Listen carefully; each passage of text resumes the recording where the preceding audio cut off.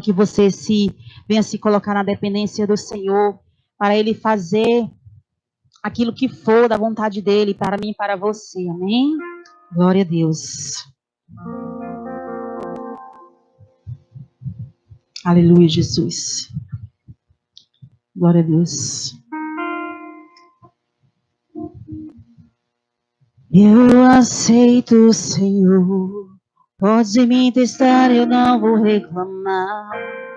Tá doendo aqui, eu não vou recuar. Estou em tratamento como esta hora, mas tenho um pedido, Senhor. Não me deixe só nesse processo. Eu não suportaria sem te ter por perto. A obra depende do seu Criador. Sou apenas barro, pode me moldar. Vou te obedecer, custe o que custar. Retira tudo que sobra de mim. Quebra o meu eu. Quebra-me. Quebra-me. Sou um vaso, ex-oleiro. Eu não mando em mim mesmo. Me refaça se preciso for. Estou em tuas mãos, Senhor. Sou um vaso, ex-oleiro. Me preencha por inteiro. Um eternamente dependente de ti, Senhor. Eu sou.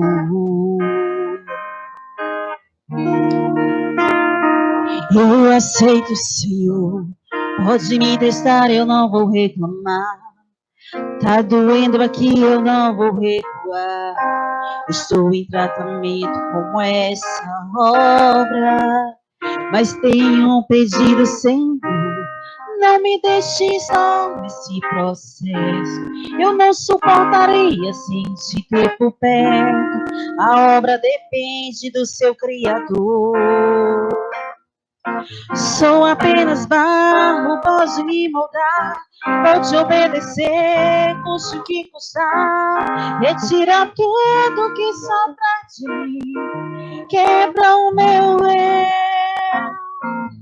Quebra-me. Quebra-me.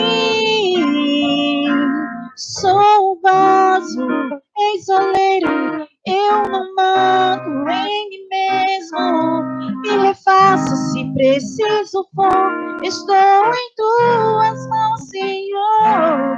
Sou um vaso, ex-oleiro. Me preencha por inteiro. Um eternamente dependente de ti, Senhor. Eu sou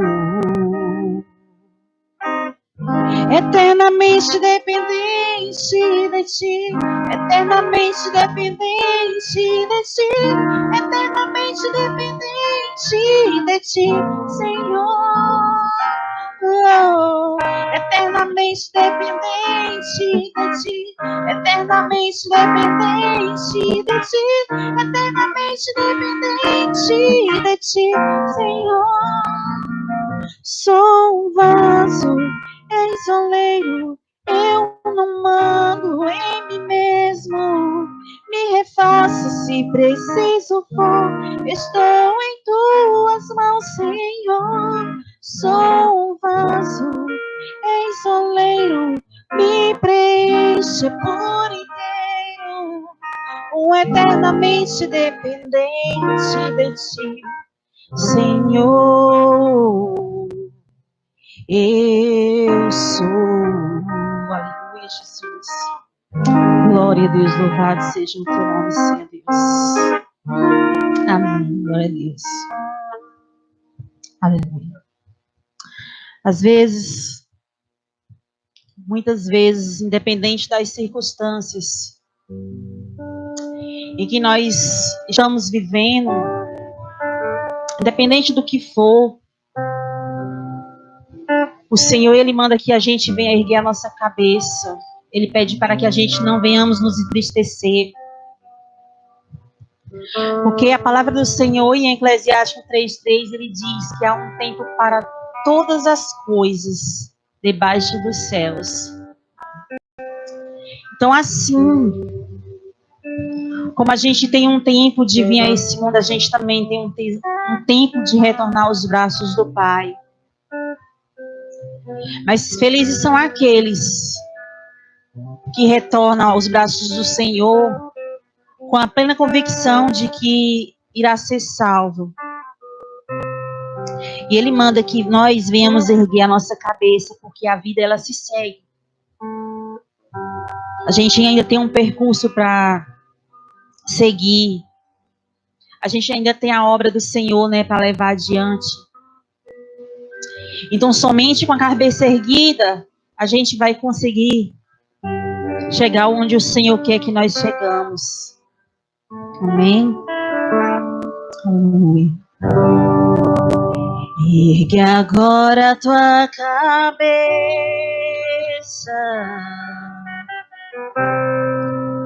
Não fique triste. Oh, não. Repreendeu o devorador. Ergue agora a tua cabeça. Vem tomar posse da vitória. A tua bênção já chegou. Se você cair, Ele te levanta. E se chorar, Ele te consola. Quando o oprimido, Ele te liberta. Ele é Deus de ontem e de agora. Declare que você é um vencedor. Essa é a vitória que Deus te mandou. Salte para cima, atravesse o abismo. Sai desse calabouço, seja um vencedor. Ele é o leão da tribo de Judá.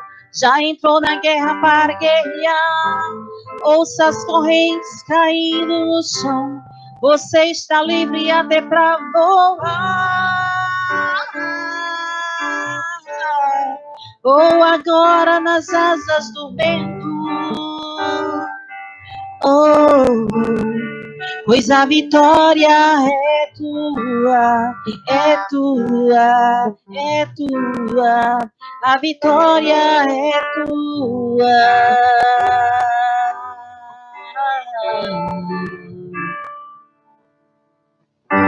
Se você cair, Ele te levanta, te liberta. Ele é Deus de ontem e de agora. Declare que você é um vencedor. Essa é a vitória que Deus te mandou. Salte para cima, atravesse o abismo. Sai desse calabouço, seja um vencedor. Ele é o leão da tribo de Judá. Está livre até para voar. Vou agora nas asas do vento. Oh, oh, pois a vitória é tua, é tua, é tua. A vitória é tua.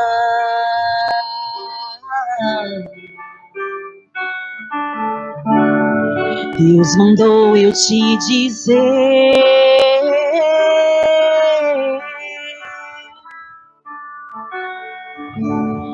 Pare agora de sofrer.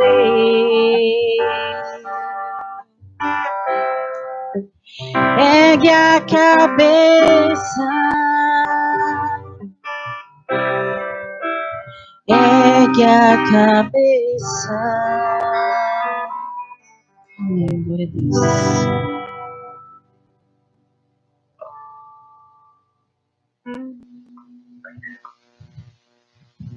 Glória a Deus. Louvado seja o nome do Senhor.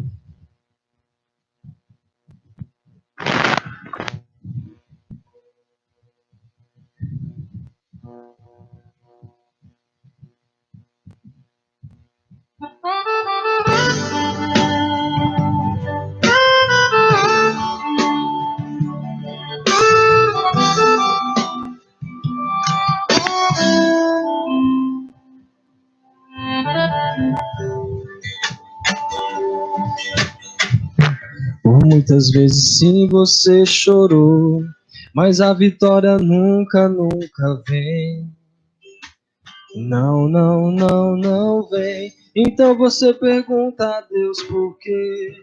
O que eu fiz, Senhor, pra não merecer? Misericórdia, Deus, eu sou teu filho. Eu sou teu filho.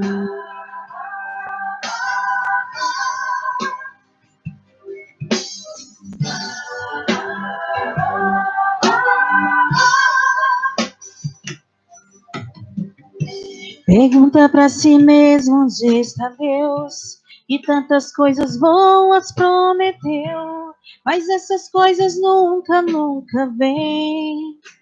Não, não, não, não vem. Então você não sabe o que fazer. A dor e o desespero não te deixa ver que Deus tem algo profundo contigo. Ele é contigo. O que Deus preparou é bem maior. O que Deus tem pra ti, irmãos, é bem melhor. Creia nas promessas, creia em Cristo. Ele é contigo, Deus vai fazer acontecer. O teu inimigo não vai entender. Creia nas promessas, creia em Cristo. Ele é contigo.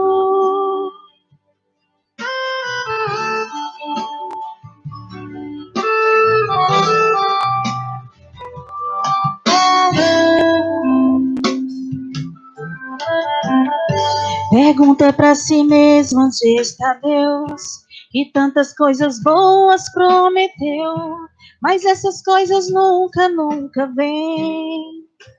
Não, não, não, não vem. Então você não sabe o que fazer. A dor e o desespero não te deixa ver que Deus tem algo profundo contigo. Ele é contigo. O que Deus preparou é bem maior. O que Deus tem para ti, irmãos, é bem melhor. Creia nas promessas, creia em Cristo. Ele é contigo. Deus vai fazer acontecer. O teu inimigo não vai entender. Creia nas promessas, creia em Cristo. Ele é contigo. Ele é contigo. Ele é contigo. Glória a Deus. Amém. Glória a Deus. Agora nós vamos para a melhor parte do culto, né, que é a preciosa palavra do Senhor Jesus, né? E eu gostaria de agradecer a Deus por essa oportunidade de estar aqui e agora orar, né, pela leitura da noite, a irmã Sâmia. Glória a Deus, maravilhoso Deus, eterno Pai, Senhor da glória. Meu Deus, essa noite que não seja, Senhor, a tua filha, Senhor, mas que ela venha servir, Senhor, de canal, Senhor, para tu trazer, Senhor, a tua preciosa palavra. Senhor, meu Deus, que, Senhor, meu Deus, através da tua palavra, Senhor, o Senhor venha, Senhor, consolar os nossos corações, que o Senhor venha nos fortalecer, Senhor, pois nós sabemos, meu Deus, que é a tua palavra, Senhor, que nos renova a cada dia. Senhor, meu Deus, essa graça, Senhor, que tu renova, Senhor, que tu derrama sobre as nossas vidas, mesmo sem nós merecermos, meu Deus, que nos restaura a cada dia. Que o Senhor possa ter uma palavra, Senhor, para cada um, Senhor, conforme a sua necessidade. Então, fala com a tua igreja, Senhor, aquilo que tu queres essa noite, meu Deus. E aqui eu já te peço e agradeço em nome do Senhor Jesus. Amém. Glória a Deus. Saúde a todos com a paz do Senhor, amém? É motivo de grande alegria estar aqui nessa noite ministrando a mensagem do Senhor. Como minha mãe falou, é um dia difícil para todos nós. Continua sendo, né? Porque meu avô faleceu há pouco tempo, menos de um dia. Mas o nosso Deus, ele é o Deus que nos dá força para passar pelas situações, é um Deus que consola, é um Deus que cuida de nós. Glória a Deus. O Senhor, Ele conhece o nosso presente, o nosso passado e o nosso futuro. E antes mesmo disso acontecer, o Senhor colocou no meu coração de ler um livro que tratava especificamente sobre o sofrimento. E também de estudar o livro de Eclesiastes, que é um livro que eu sempre gostei. E eu reli agora de uma forma diferente, meditando mais, estudando mais. E a partir disso, Deus me mostrou uma palavra que tem como tema uma perspectiva bíblica sobre o sofrimento a partir do livro de Eclesiastes. Então, hoje nós vamos estudar um pouco, conhecer um pouco mais sobre o que a Bíblia diz sobre o sofrimento. A partir desse livro que foi escrito por Salomão. Salomão, ele escreveu esse livro no finalzinho do seu reinado, já na sua velhice.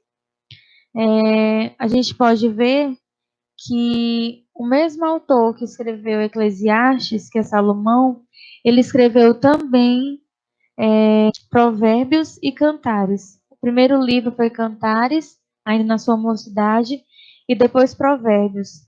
É uma forma de ilustrar a sabedoria desse rei, né? Que ao invés de pedir riquezas para Deus, ele pediu sabedoria.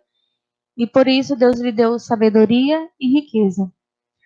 Mas apesar de tudo isso, o livro de Eclesiastes narra a visão que esse homem passa a ter após toda a sua experiência. Ele passa a narrar a visão que ele tem depois de ter conquistado tudo, de ter conquistado reinos, de ter obtido muitas riquezas. Na verdade, o propósito deste livro é mostrar como uma vida sem Deus pode ser vazia. E uma vida sem Deus é caracterizada pelo quê? Pela busca por poder e por prazer. Então a gente vê que quando uma pessoa ela não busca Deus, ela não tem uma vida de comunhão com Deus, é uma pessoa que fica incessantemente buscando poder, seja através do trabalho, seja através de domínio ou qualquer outra coisa, e buscando prazer, que é saciar suas próprias vontades.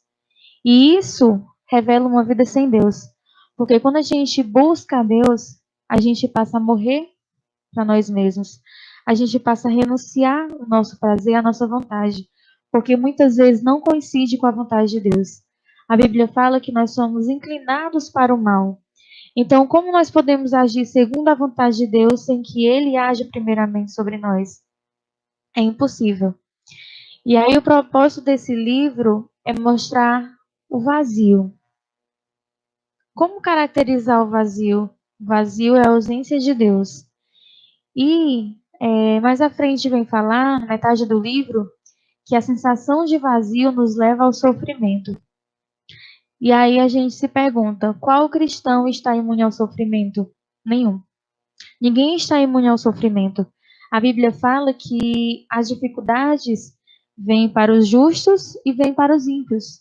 As dificuldades vêm para os cristãos e vêm para os ímpios. Então, ninguém está imune ao sofrimento. De maneira clara, o que é o sofrimento? É ter aquilo que você não deseja ou desejar aquilo que você não tem. Como assim? A gente pode ilustrar da seguinte forma: ter o que você não deseja. Um caso como o nosso que aconteceu recentemente, do falecimento do meu avô. Nós não desejamos que ele tivesse falecido, que ele tivesse morrido. Então, isso causou um sofrimento em mim e na minha família. Ou, por exemplo, desejar o que você não tem. Nesse tempo de pandemia, a gente quer sair, quer voltar à nossa rotina, quer não ficar se preocupando com ter contato com as pessoas. E isso também causa sofrimento. Por quê? Porque a Bíblia fala que nós somos seres sociais. Nós fomos criados para viver em comunidade. Primeiramente, no casamento, que é a nossa família, com filhos, com a congregação, que são os irmãos, com a nossa comunidade e com a nação. Então, Deus nos criou para viver em comunhão, viver em harmonia. E o fato de nós não estarmos fisicamente unidos como éramos acostumados pode trazer também um sofrimento. Então, a gente pode ter essa clareza de que Sofrimento é ter o que você não deseja ou desejar o que você não tem. E aí a Bíblia vem falar que nós só podemos evitar o sofrimento não amando nada e nem ninguém. E se a Bíblia manda a gente amar o próximo, amar a Deus, como nós estaremos imunes ao sofrimento? Não estaremos. Sabe por quê, irmãos? Porque a Bíblia, ela destaca que o amor e o sofrimento estão unificados. A maior prova disso que nós podemos ter é a morte de Jesus na cruz. Deus nos amou tanto que entregou o seu Filho. Jesus nos amou tanto que se entregou por nós. Então, a maior prova de amor foi Jesus sendo ali crucificado. E entender o sofrimento é entender o amor de Deus, um amor sacrificial. Irmãos, não é fácil passar por dificuldades. Tem pessoas que só conseguem adorar a Deus quando tudo está bom. E tem pessoas que só buscam a Deus quando está na dificuldade. Mas diante disso, não é fácil a gente passar por lutas, por sofrimentos. Mas a Bíblia fala lá em Eclesiastes 1:9, nada há, pois, novo debaixo do sol. Isso quer dizer o quê? Você acha que nós estamos passando pela primeira pandemia? Não, não estamos. Pode ser a pior, mas não é a primeira. A história nos conta que nós já passamos pela peste bubônica, pela gripe espanhola, pela varíola. E aí, quantas milhares, milhões de pessoas não morreram nesse período? Quantas pessoas não foram para Deus ou para um outro lugar nesse momento, nessas crises? Quantas pessoas que vivenciaram essas pandemias não acharam que ali era o fim? Assim como nós podemos estar achando também? O que pode ser, porque Jesus está se aproximando cada vez mais. Mas aí eu pergunto, qual será o propósito da pandemia? Irmãos, a Bíblia fala, em Eclesiastes também, eu li isso quando criança, que é melhor ir à casa onde há luto do que à casa onde há unguento. E eu, meu Deus, com meus 9 anos, eu ficava, meu Deus, como que é melhor ir para um velório do que ir para um aniversário. E aqui, meu irmão, a gente pode refletir o quê? Que em uma pandemia, a gente passa a refletir mais sobre a morte. Quando a gente está embriagado pelos nossos prazeres, sejam mundanos ou sejam mesmo espiritual, o prazer de estar ali em família, estar em um aniversário, estar em comunhão, muitas vezes nós não refletimos sobre a morte. E neste livro, Salomão ele fala sobre a universalidade da morte. E isso mostra o quê? Há um tempo para tudo acabar. Assim como nós nascemos, nós um dia partiremos. Nossa vida é como um sopro. A nossa vida é como uma gota. Mas a eternidade é o oceano. E Salomão ele nos convida a refletir o quê? Não podemos colocar nosso coração nas coisas terrenas. Irmãos, às vezes a gente se apega a muitas coisas. É um trabalho. Eu já conheço muitas pessoas que entraram em depressão porque perderam o trabalho. É um parente. A gente se pega muito ao que é material. Mas aquilo que é terreno, aquilo que é visível, é uma gota no oceano. As coisas eternas, irmãos, estão no reino espiritual, são invisíveis. E é essas coisas que nós devemos buscar a cada dia. Como coloca Salomão, nós não devemos nos apegar às coisas terrenas. Aqui tudo é passageiro. Em Eclesiastes 2:2 diz, do riso disse, é loucura, e da alegria de que serve. Irmãos, a alegria que ele fala aqui não é a alegria que vem do Senhor. É uma alegria que vem das coisas do mundo, dos prazeres do mundo. E aqui ele coloca que essa diversão não consegue curar um espírito triste e nem satisfazer a nossa alma. Pode observar, irmão. Você está ali no momento de comunhão, está ali se divertindo, vai para uma praia, vai para qualquer outro lugar, se diverte, sorri. Mas se não for a presença de Deus na sua vida, você chega em casa e vem aquele vazio.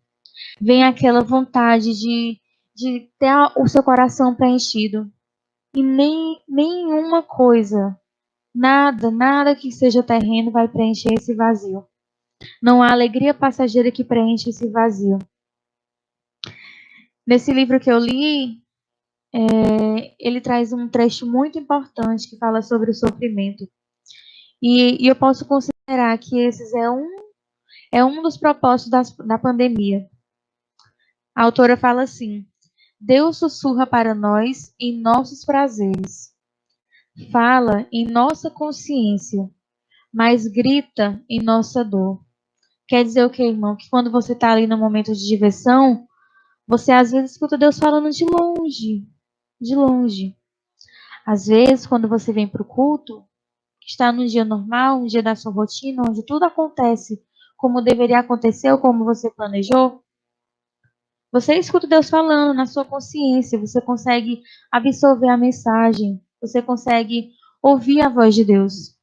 Mas, irmão, ele grita em nossa dor. Isso quer dizer o quê, irmã? Quando a gente está sofrendo, nós vemos Deus, irmão. Mais do que em todos os outros momentos. E tem uma frase que diz: bendita a dor que nos aproxima de Deus. Irmãos, é preferível que a gente passe por muitos sofrimentos e se achegue aos pés do Senhor do que viva uma vida contente com as coisas do mundo e nunca o sinta, nunca o ouça. Porque o nosso coração, irmão, ele é inclinado para as coisas do mal. Nós, pela nossa natureza pecaminosa, nunca escolheríamos Deus, Ele que nos escolheu. E quando Ele escolhe alguém para estar na presença dEle, Ele não promete uma vida sem sofrimentos, mas Ele promete uma vida com sofrimentos e com a presença dEle. A Bíblia diz que nos foi dada a graça de não só conhecer Cristo, mas de padecer com Ele. Então, irmãos, que a gente possa se alegrar também nesse sofrimento. Nós, diferente do mundo, daqueles que não conhecem ao Senhor, temos uma esperança. Quando a gente está ali ansioso, quando a gente está ali preocupado, a gente se ajoelha, a gente ora, a gente lê uma palavra, a gente ouve um louvor. E quem não conhece a Deus, irmão? Pessoas já se suicidaram com medo, já tiveram crise de ansiedade. Cristãos também têm crise de ansiedade. Mas nós nos apegamos à palavra. Nós murramos nosso corpo para vencer a nossa natureza caída pecaminosa, uma natureza que muitas vezes quer estar no controle de tudo. Nossa natureza que quer lutar pela própria força. Mas como Paulo disse, a graça do Senhor, ela se manifesta mais ainda na nossa fraqueza. Ou seja, nós temos que nos gloriar por sermos fracos, porque aí mostra a força do Senhor em nossa vida. E aí, qual outro propósito da pandemia? Refinar a fé e despertar o interesse pela oração e palavra. Assim como o fogo refina o ouro, a nossa fé ela vai ficando mais ativa, mais fortalecida nesse período. Irmãos, a gente vê que a gente vivia em um tempo atribulado. Eu, por exemplo, às vezes saía 6 da manhã e chegava 8 da noite. E aí eu ficava pensando que, às vezes, o tempo era corrido para ler a palavra, para orar. E o Senhor, Ele nos deu essa oportunidade também. Tudo depende da nossa perspectiva. A gente pode ver como um tempo de estar isolado, de não ter contato com ninguém, de não poder sair, de estar preso. Mas nós podemos ver também como um tempo de nos achegar a Deus. Um tempo de a gente ler a Bíblia, da gente orar, ter mais comunhão com o Senhor, da gente estar mais com a nossa família. Então, esse é um dos propósitos da pandemia. É trabalhar também nos crentes, é despertar os crentes para orar. Nos meus da pandemia, irmãos, eu fiquei pensando, meu Deus, se alguém na minha família for sem conhecer a Ti, como é que eu vou ficar? Meu Deus, como é que essa alma vai ficar? E aí o Senhor, Ele me despertou para orar mais pelos meus familiares, despertou o meu esposo a me convidar para orar também pelos meus avós. Parece que eu já tinha tocado no coração dele. E aí a gente percebe que quando a gente passa por esses momentos reflexivos, momentos de luto, a gente consegue refletir mais sobre a brevidade da nossa vida. E a alegria no Senhor não é a ausência do sofrimento. Muitos cristãos já perderam entes queridos. Eu já vi histórias de pastores que já morreram nessa pandemia. Mas a nossa alegria não é no sofrer, mas ser a presença de Deus em nossas vidas. E a Bíblia fala, irmãos, que um coração alegre é um dom de Deus. Ou seja, por nossa vontade, por nossa força, nós não conseguimos nos alegrar. Quando a tristeza vem e nos abate, a gente fica ali, sem força, sem ação. Mas é o Senhor que nos dá alegria. É o Senhor que nos dá força, que nos dá ânimo. E aí, irmãos, como que a gente pode vencer essa fase? Temendo, amando e confiando nele em sua palavra. Irmãos, o temor leva à sabedoria. O confiar tem a ver com a nossa fé. E o amor é o amor que vem de Deus. Quando a gente ama, a gente consegue obedecer, a gente consegue cumprir. A gente consegue fazer a vontade do Senhor. Então, qual a nossa ferramenta nesse momento? Temer, amar e confiar em Deus e em sua palavra. Ou seja, o que a Bíblia me diz é verdade. Independente do que o mundo esteja me mostrando. Que a gente tem mania de ver, de observar o mundo. Mas Deus, ele fala através da sua palavra. Aqui é a própria voz de Deus. Então, nós podemos perceber o quê? Que nós, nesse momento, temos que nos apegar mais ainda à palavra de Deus. Assim como ela tem nos consolado, nós temos que consolar outras pessoas. Assim como ela tem nos advertido, advertir outras pessoas. Então, que a gente possa, nesse momento, utilizar mais essa ferramenta que nos foi dada. A gente vai ler um pouco sobre a história da igreja. A gente vê quantas pessoas já morreram para que esse evangelho fosse proclamado. Quantas pessoas antes disso trabalharam para que essa Bíblia, para que essa palavra fosse exposta para o mundo? As pessoas escreviam à mão. Então, que a gente possa valorizar mais essa ferramenta. E, voltando um pouquinho, temer, amar e confiar em Deus nos leva a agir de formas diferentes. Há um número de coisas nesta vida sobre as quais nada podemos fazer, que é o caso da pandemia. Será que, se nós clamarmos a Deus, e se for da vontade dele, ele poderia cessar com essa pandemia hoje? Poderia. Ele é todo-poderoso, ele é soberano. Mas será que nós, falhos e pecadores, conseguiríamos cessar essa pandemia? Não. Então, essa é uma das coisas nas quais nós nada podemos fazer, mas com as quais Deus deseja que façamos algo. Ou seja, eu não posso mudar a realidade da pandemia, mas eu posso fazer algo dentro dessa pandemia, dentro desse sofrimento que estamos passando. E aí volta aquela questão de Deus nos fazer seres sociais.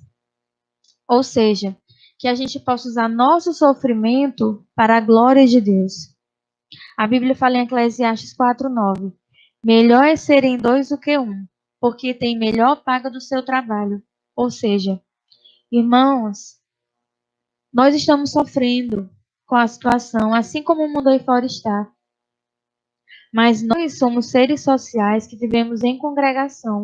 Ou seja, nós temos uma responsabilidade, um dever de amar nossos irmãos em atitudes. Amar não só de lábios. Quantos irmãos estão aí em casa? Irmãos que não têm nenhum familiar cristão e se sentem sozinhos porque a família que tinha era na igreja, a gente não está podendo visitar. Irmãos que não têm acesso à tecnologia para assistir um culto online, mas que você mora perto, que você mora em frente, pode falar, pode ligar. Então, o que nós estamos fazendo pelos nossos irmãos nesse momento, ou pelo nosso vizinho? Como nós estamos lidando com esse sofrimento? Como nós estamos exercendo o temor, o amor e a obediência pela palavra do Senhor? E aí, Eclesiastes 9:10 diz: tudo quanto te vier a mão para fazer, fazê-lo conforme as tuas forças, porque no além para onde tu vais, não há obra, nem projetos, nem conhecimento, nem sabedoria alguma. E aí, quando eu li esse versículo, eu fiquei meditando. Meu Deus, se eu partisse hoje, o que eu teria feito pelas pessoas? Será que eu teria usado os dons que o Senhor me deu? Será que eu teria dedicado o meu tempo para as coisas do Senhor? Irmãos, às vezes eu não acordo muito bem, não tenho forças, a gente é falha, é pecador. Quando chega no final da noite, eu comento com meu esposo. Hoje o dia não foi produtivo. Eu não consegui ler, eu não consegui orar, eu não consegui arrumar a casa, não consegui fazer aquilo ou aquilo outro. E então a gente percebe, irmãos, que o nosso dia só vai ser válido se a gente tiver uma comunhão com Deus. Irmãos, a comunhão com Deus não é em relação a horários. Não é passar 3, 4 horas, por mais que isso seja bom. A comunhão com Deus é você ter esse contato, ter essa dependência. E a palavra nos mostra quem somos. E a oração nos faz dependente do Senhor.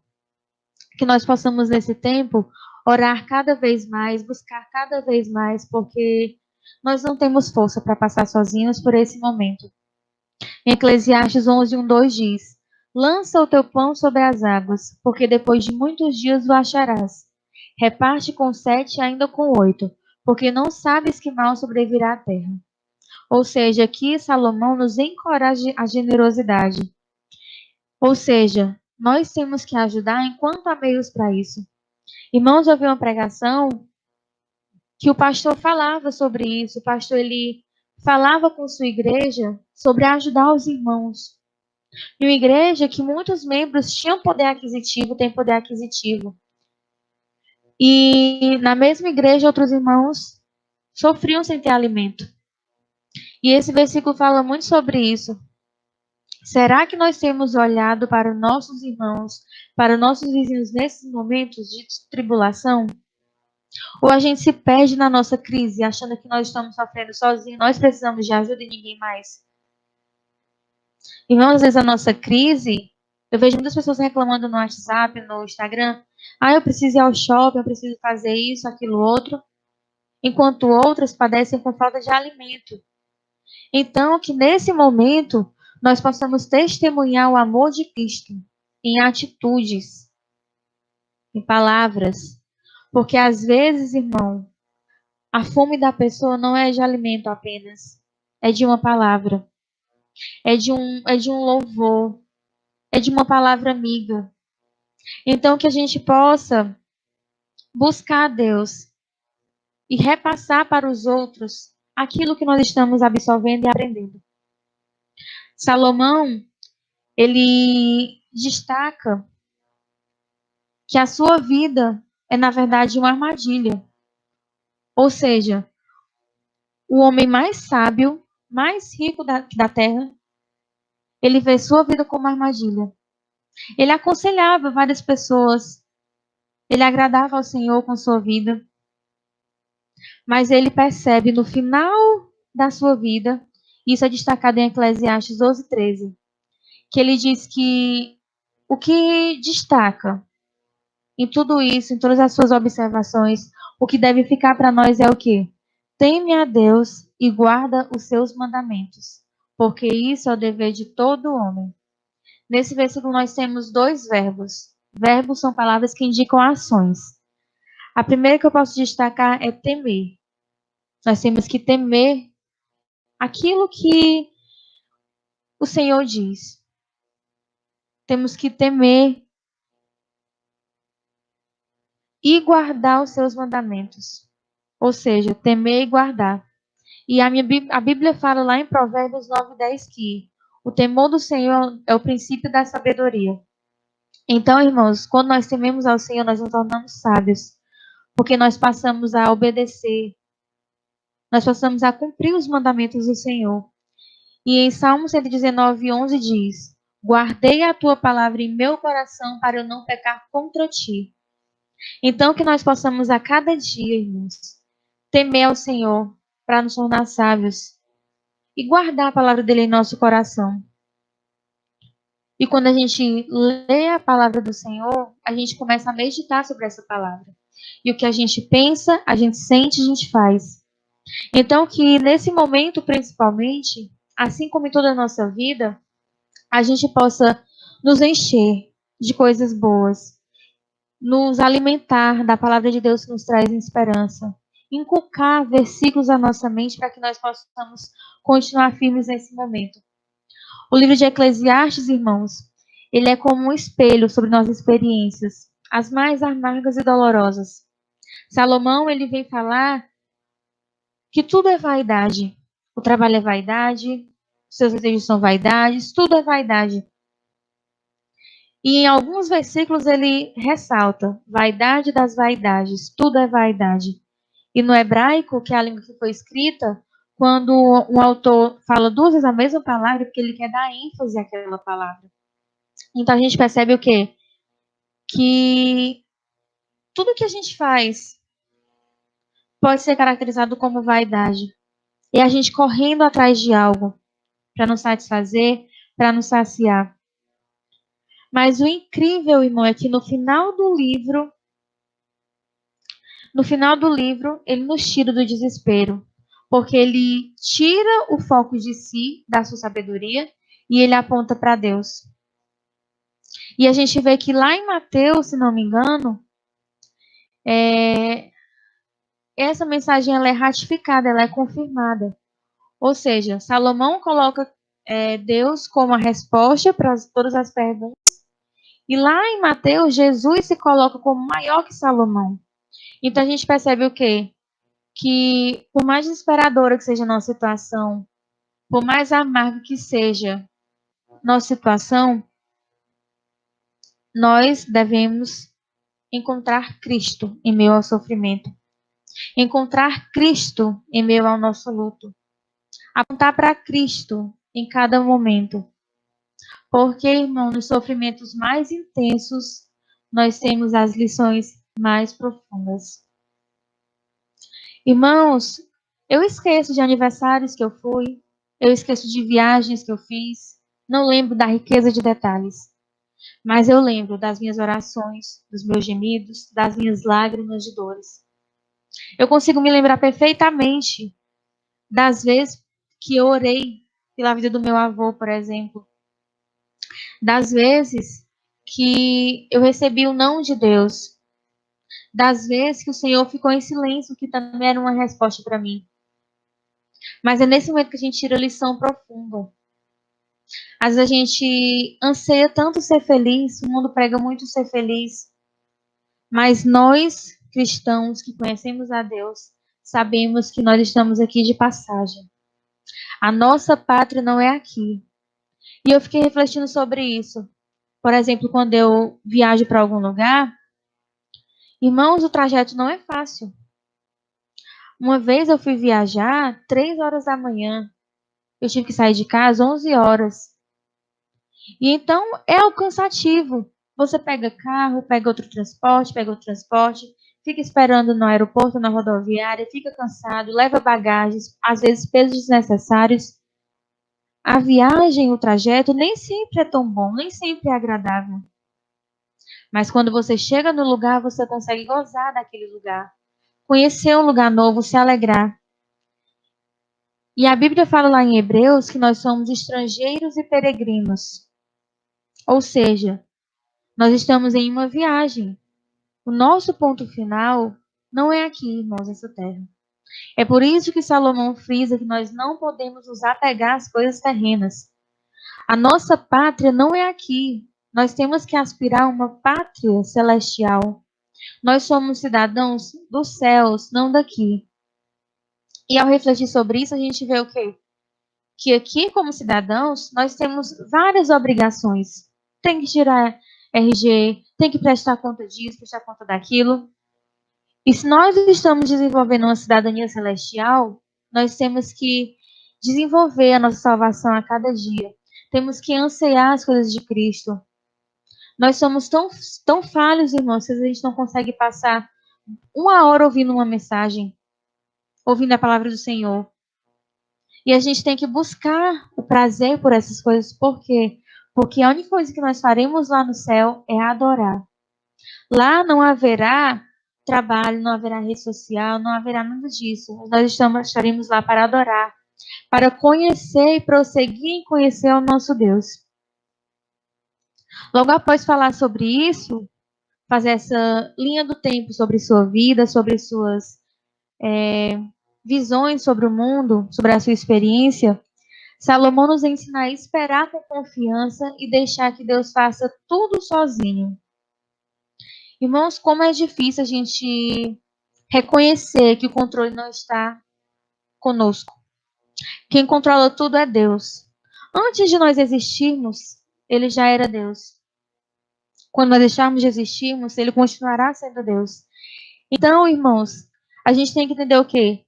Que o nosso esforço está desprovido de proveito ou propósito. Ou seja, por mais que eu me esforce, por mais que eu lute para que algo aconteça ou não vai valer de nada.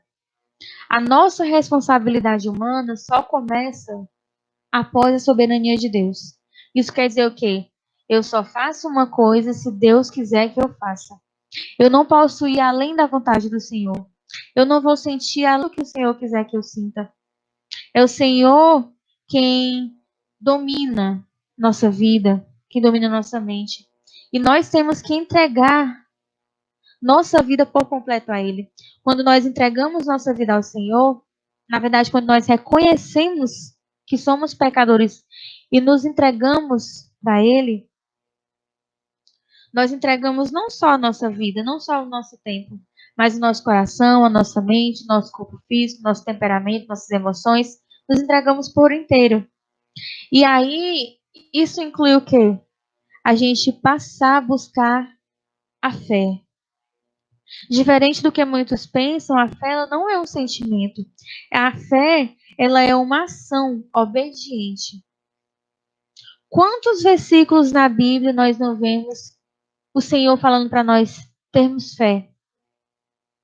Para nós não temermos as situações? Quantas vezes você já leu na Bíblia, não temais? Irmãos, a fé, como dizem Hebreus, é a certeza daquilo que a gente não viu. O mundo vê um mundo em caos, vê o planeta Terra em caos, mas nós vemos além. Nós ansiamos uma pátria que não é aqui.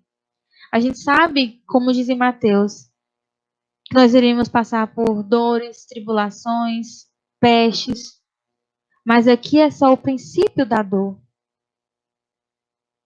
O Senhor, Ele está conosco, irmão, nesse momento. Ele está ao nosso lado nesse momento, mas nós precisamos confiar cada vez mais. Paulo diz lá em Romanos 8,18, porque para mim tenho por certo que os sofrimentos deste tempo presente não podem ser comparados com a glória que em nós será revelada. Irmãos, não há promessa melhor para nós do que uma vida com Deus. Uma vida, irmãos, que não tenha sofrimento. Irmãos, enquanto o mundo afirma que o caos vai piorar,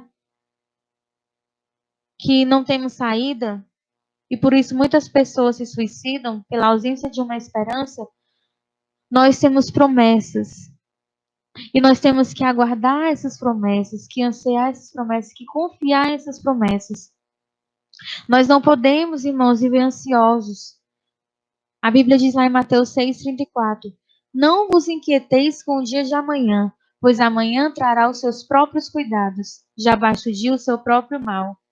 Há 2 semanas, antes do meu avô ficar doente, me deu uma crise de ansiedade, irmãos.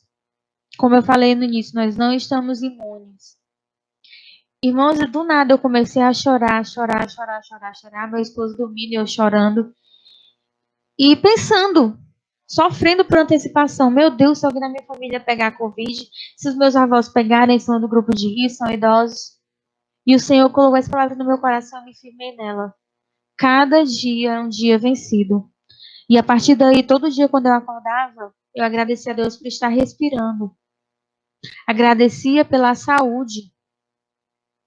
E nós temos que entender o quê? Que por mais nós não estejamos saudáveis, Jesus é mais importante que a nossa saúde. Mais importante que estar saudável é você ter Deus. Por quê? Quantas pessoas estão aí fora, irmãos? Saudáveis, bens, e não buscam a Deus. Então, vale mais que a gente esteja doente, esteja enfermo e esteja aos pés do Senhor. E eu fiquei ali sofrendo, e eu orei ao Senhor para Deus tirar aquela ansiedade do meu coração, e Ele tirou. E logo depois meu avô ficou doente. E aí a preocupação era porque ele não podia ser internado, porque ele é do grupo de risco, era cardíaco, e nos hospitais não tinham vagas. No hospital que ele fazia o tratamento, tinham muitas pessoas contaminadas, e se ele fosse, seria um risco a mais. E aí a gente começou a orar. Deus tocou no coração do meu esposo para falar comigo, para orar mais pelo meu avô. E aí, diante dos dias, ele foi piorando. E quando minha tia ligou e disse assim: Sâmia, tua avó quer que os filhos venham aqui, se você quiser vir também. Irmãos, eram 10h30 da noite, mais ou menos, e eu caí em prantos. E eu me dispus a orar ali naquela noite. E eu não consegui orar para Deus curar o corpo dele. Eu só orava: Senhor, tens misericórdia, salva o meu avô. Isso foi dia 6 de maio. E eu orava incessantemente para Deus salvar. Porque, irmãos, não há peso maior do que você ver um ente querido partir sem conhecer ao Senhor. Então, que nesse momento, as nossas orações sejam voltadas para isso, mais ainda. Senhor, liberta meu parente. Senhor, cura meu parente, cura meu pai, cura minha mãe. Salva, Senhor, liberta. Porque não adianta a gente passar a refletir sobre a morte e não refletir sobre a eternidade. Onde nós passaremos nossa eternidade, irmãos? E os nossos entes queridos? E aí, no dia 7, um dia depois da minha oração, nós fomos lá pela manhã, minha mãe, eu, o pastor, levar uma mensagem para ele. E ele se converteu. Irmãos, eu sou cristã desde os 9 anos. E nesses 15 anos, eu vi minha mãe se converter primeiramente, depois minha irmã e o meu avô. E, irmãos, ele não foi curado como a gente orou para que acontecesse, mas o não de Deus também é resposta.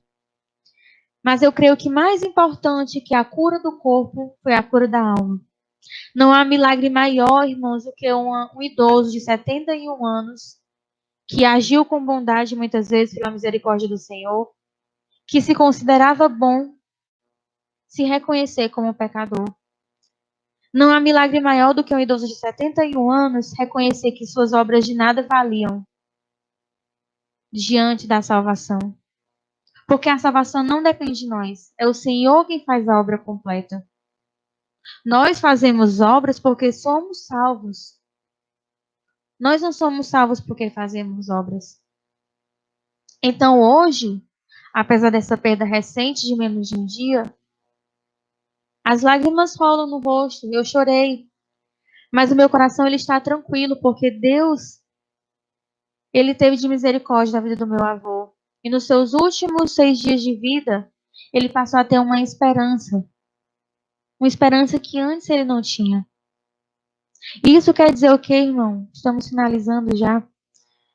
Isso quer dizer o quê? Que nós não estamos à mercê do acaso. Irmão, se Deus controla uma folha que cai, Deus sabe quantos fios de cabelo tem na cabeça. Ele é um Deus que controla cada coisa. Ele é um Deus que cuida de cada etapa da sua vida. E nós, nesse momento, devemos nos abster de pensamentos que sejam contrários a isso. Muitas pessoas acreditam que o universo conspira, que o tempo vai curar, que isso, aquilo, outro. Mas a Bíblia fala que Deus é o Deus que reina sobre o universo. Deus, ele é o Senhor do tempo. Então, maior que todas essas coisas é Deus. E é nele que nós devemos nos confiar. Nós não devemos confiar, irmãos, em médicos, em políticos, em autoridades que o Senhor colocou. Elas são usadas, mas não devem ser o centro da nossa confiança. Nós, homens, somos fundações de areia. Ou seja, Se uma areia está molhada, ela pode ir para lá, para cá. Pode mudar, se você fizer um castelo de areia, você joga água, ele desmancha. Então, isso quer dizer o quê? Qualquer coisa que nos aconteça pode nos tirar a estrutura. Mas a Bíblia diz o quê? Que Deus é a rocha. A rocha, ela não muda. Pode vir temporal, pode vir o que for, a rocha continua ali intacta. Então, que nós não coloquemos nossa confiança no homem, seja em nós ou em outras pessoas, mas em Deus. E este livro, para finalizar o último ponto, ele ilustra a boa nova inseparável do cuidado e da misericórdia de Deus. Em Eclesiastes 3:3, por exemplo, Salomão diz: há tempo de matar e tempo de curar. Esse capítulo 3 é muito conhecido pela igreja, que ele vem falar que há tempo para tudo. Então, irmãos, a guerra não dura para sempre. O nosso sofrimento não vai durar para sempre. E é nisso que nós temos que nos apegar. Essa pandemia não vai durar para sempre. Mas nós temos que buscar cada vez mais a presença do Senhor em nossa vida. Sabe por quê? Porque a nossa fé, a fé que é operada em nós através do Evangelho, ela traz sentido à nossa vida. Ou seja, é a nossa fé que nos dá um novo ânimo. E é essa fé que nos dá a certeza do perdão, da vida eterna e da salvação. Então, irmãos, que nós podemos nos firmar cada vez, agora mais do que nunca, nós somos exemplos para o mundo. E dois pontos, duas características devem nos distinguir do mundo, que é o quê? A gratidão também pelo sofrimento. Será que, por exemplo, Paulo, ele colocaria o conhecido espinho como uma das coisas nas quais ele deveria ser gratos? Ser grato? Sim. Nós temos que colocar toda a nossa vida, tudo que a gente passar, como algo a ser grato a Deus. E a aceitação, que é o quê? Quando o Senhor disser não, é não. É aceitar a vontade de Deus sobre nossa vida. O Senhor, Ele quer que nós oremos, que nós peçamos, que nós coloquemos diante dele nossos desejos. Mas ele também quer que a gente aceite sua vontade soberana. E há um propósito amoroso para tudo que nós passamos, irmãos. Há um propósito amoroso em tudo isso. Lá em Eclesiastes 6,14 diz: no dia da prosperidade, goza do bem, mas no dia da adversidade, considerem que Deus fez tanto este como aquele, para que o homem nada descubra do que há de vir depois dele. Ou seja, todos os nossos dias pertencem ao Senhor. E até os dias maus cooperam para algo bom. Quando meu avô faleceu, por exemplo, irmãos, minha família estava reunida. Fizemos orações. Teve ali a presença do Senhor naquele momento de partida. Então, se essa for a vontade do Senhor, que você sofra, que você possa ser grato e aceitar. E ter contentamento, como diz lá em Filipenses 4:11, se você quiser acompanhar. Filipenses 4:11 fala sobre isso. Não digo isso por estar necessitado, pois aprendi a ficar satisfeito com o que tenho. Sei viver na necessidade e também na fartura. Aprendi o segredo de viver em qualquer situação. Ou seja, nós temos que estar firmes em Cristo para conseguir viver em qualquer situação, sejam ela boa ou ruim. Não é fácil passar por perdas, por sofrimentos. Eu, por exemplo, era muito ligada ao meu avô, mas nós temos que ter a esperança, irmãos, de que melhor que gozar essa vida passageira é gozar a vida eterna. A vida passageira é uma gota no oceano. A vida eterna é o próprio oceano. É infinita. Então, que nós possamos usar o nosso sofrimento para a glória de Deus. Aproveitar esse momento para orar com os nossos familiares e orar pelos nossos familiares. Eu queria encerrar agora com um trecho de um livro que eu li, que diz assim: Minha vida é apenas uma tapeçaria entre mim e meu Senhor. Eu não escolho as cores. Ele trabalha incansavelmente. Muitas vezes ele tece tristeza e eu, em tolo orgulho, esqueço que ele vê o lado certo e eu apenas o avesso. Apenas quando o tear ficar mudo e as lançadeiras cessarem de esvoaçar, então Deus desenrolará a tela e me explicará a razão de tudo. Nas habilidosas mãos do tapeceiro, os fios escuros são tão necessários para a composição do que ele planejou, quanto os fios dourados e prateados. Ou seja, nós somos como um tapete na mão do tapeceiro. E para fazer o trabalho de artesão, nós passaremos por momentos felizes e tristes. Então, que nós possamos inculcar nesta noite que o nosso sofrimento nunca é em vão. E que nós podemos glorificar a Deus nesse sofrimento também. Basta que nós temamos, amemos e confiemos em Sua palavra, em seu amor e em Sua misericórdia. E agora nós vamos encerrar. Eu queria fazer uma oração pela igreja, que nós possamos ser gratos e aceitar aquilo que Deus tem para nós. Eu não sei quantas casas estarão mais vazias depois dessa pandemia, se algum cristão irá perder um parente, mas o Senhor sabe. E assim como o Senhor tem me dado força para mim e para minha família, Ele estará também conosco. Que nós possamos orar por cada um, pelos nossos irmãos, pelos nossos parentes, para que o Senhor salve, tenha misericórdia. Porque a vida é muito curta, mas a eternidade é muito longa. Glória a Deus, vamos orar nessa noite. Pai amado, Pai querido, te agradecemos, Senhor, por essa noite. Muito obrigada, Senhor, por me dar força para estar aqui pregando a Tua palavra, meu Deus.